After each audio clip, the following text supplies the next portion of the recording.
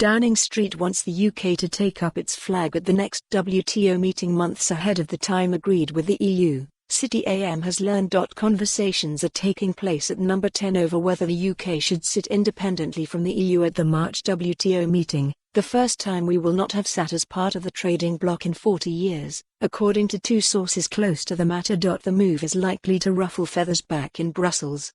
Although the UK leaves the EU on the 31st of January, the transition period runs until the end of 2020. As such, this move goes against the duty of sincere cooperation that all EU member states are bound by, and is likely to be viewed by Brussels as antagonistic. The move will see the UK sit next to the US by virtue of the alphabetical system.A. Government source stressed that conversations within number 10 were ongoing but added, "The clear view is that we take our seat." The question of when to move the UK's permanent representative to the WTO Julian Braithwaite into the spotlight is thought to centre around increasingly tense talks on fishing subsidies, a totemic issue for Brexiters. A second source said, "Ever since Article 50 the UK has sat at the back of the room, near the door. But at this point we could play a big role. Other WTO members will want to know whether we are on the EU side of the table, promoting fish subsidies, or trying to lower them. The UK could have a dramatic effect.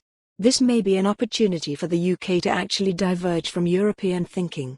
Professor Catherine Barnard, senior fellow of the UK in A Changing Europe, warned that such a move would probably be challenged by the Commission.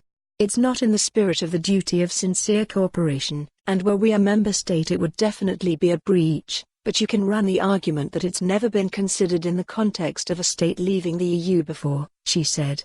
"It's a bit like teenagers testing the boundaries, it's staying out late, but not staying out all night," she added. The Commission has already brought proceedings against the UK government for refusing to nominate a representative to take up a brief in Ursula von der Leyen's cabinet. It is now thought those proceedings will be quietly dropped. Main image, Getty. For more on this story, visit the news article link.